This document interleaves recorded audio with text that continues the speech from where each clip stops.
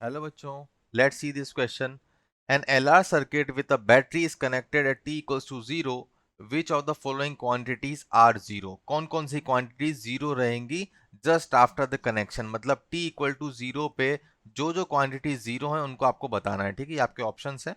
ठीक है, ऑप्शंस को बाद में चेक करेंगे, पहले समझते हैं होता क्या है. तो ये LR सर्किट की बात कर रहा है, तो LR सर्किट के लिए पहले आप बना दो. LR सर्किट, ये आपका रेजिस्टेंस हो गया.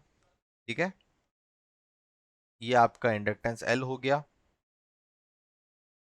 ये आपका बैटरी हो गया, यहाँ पे एक की लगी हुई है, और ये सर्किट हो गया क्लोज, दैट इज E.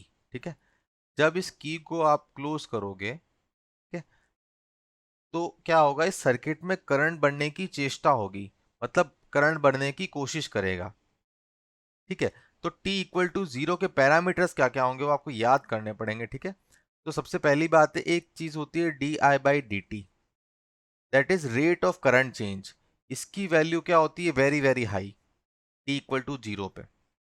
ठीक है, मतलब रेट बढ़ने की कोशिश करेगा, di/dt की रेट जो होगी वो क्या होगी, वेरी हाई. ये तो आपको पता होना चाहिए कि t इक्वल टू 0 पे करंट बढ़ने की रेट होती है बहुत ज्यादा. अब होता क्या है कि इंडक्टेंस जो आपकी चीज है L वो आपका एक स्पेशल काम करती है. क्या कि जैसे ही सर्किट में करंट बढ़ने की कोशिश होगी, वो क्या करेगा, इसको अपोज करेगा. तो यहाँ पे क्या हो जाएगा, आपके पास ईएमएफ इंड्यूस्ड डेवलप होगा इंडक्टर के अंदर. ठीक है, तो इसका मतलब है कि ईएमएफ इंड्यूस जो डेवलप हुआ है वो क्यों डेवलप हुआ है, to oppose EMF of battery. Battery का जो ईएमएफ ई दे रखा है उसको अपोज करने के लिए इंडक्टेंस अपना एक अंदर से खुद से एक ईएमएफ इंड्यूस डेवलप करेगा. क्यों, क्योंकि वो नहीं चाहता कि सर्किट में करंट बढ़े. तो ऑब्वियस ही बात है, टी इक्वल टू 0 पे जो ईएमएफ इंड्यूस का वैल्यू होगा वो बैटरी के ईएमएफ को पूरी तरह कैंसिल कर देगा. ठीक है, ये टी इक्वल टू 0 पे होता है. ठीक है, ईएमएफ इंड्यूस को आप एक चीज और लिख सकते हो, दैट इज -LdI/dt. ठीक है, मैं आपको पहले ही कह चुका हूं कि क्या कह चुका हूं कि di/dt का वैल्यू t इक्वल टू 0 पे वेरी वेरी हाई है. ठीक है, ज्यादा होने की वजह से ईएमएफ इंड्यूस जो डेवलप होगा, ईएमएफ इंड्यूस, ये बैटरी के पूरी ईएमएफ को खा जाएगा.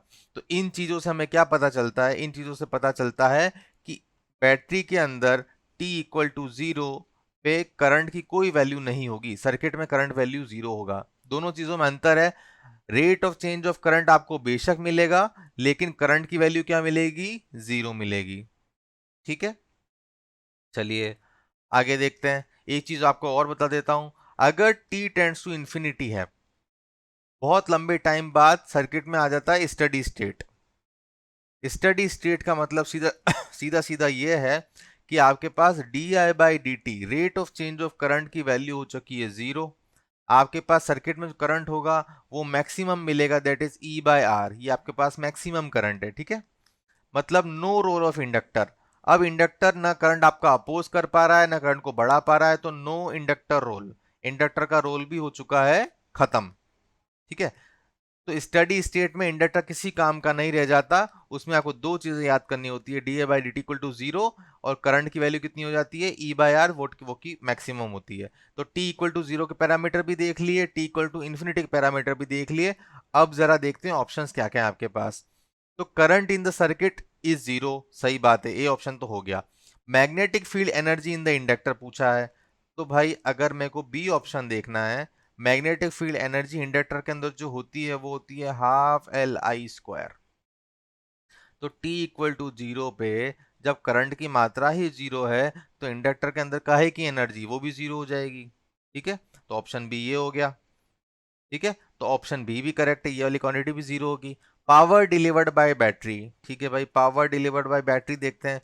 तो पावर डिलीवर्ड बाय बैटरी जो भी होगा वो होगा आपके पास ईएमएफ इनटू करंट जो बैटरी प्रोवाइड कर रही है.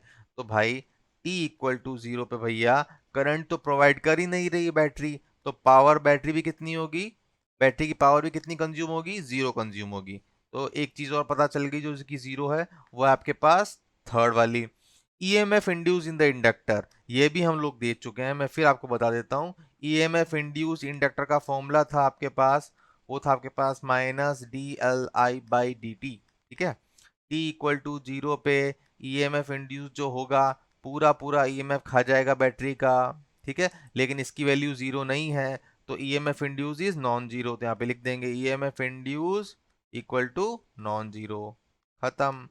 तो कौन कौन सी चीजें जीरो हैं, ए बी और सी, तो आपका ऑप्शन जो है, आपका करेक्ट ऑप्शन जो आ जाएगा, वो ऑप्शन आ जाएगा ए कॉमा बी कॉमा सी। ये तीनों चीजें जीरो होंगी, चौथी चीज नॉन जीरो होगी। ठीक है, तो आई होप आपको क्वेश्चन अच्छे से समझ में आया होगा। Thank you, all the best.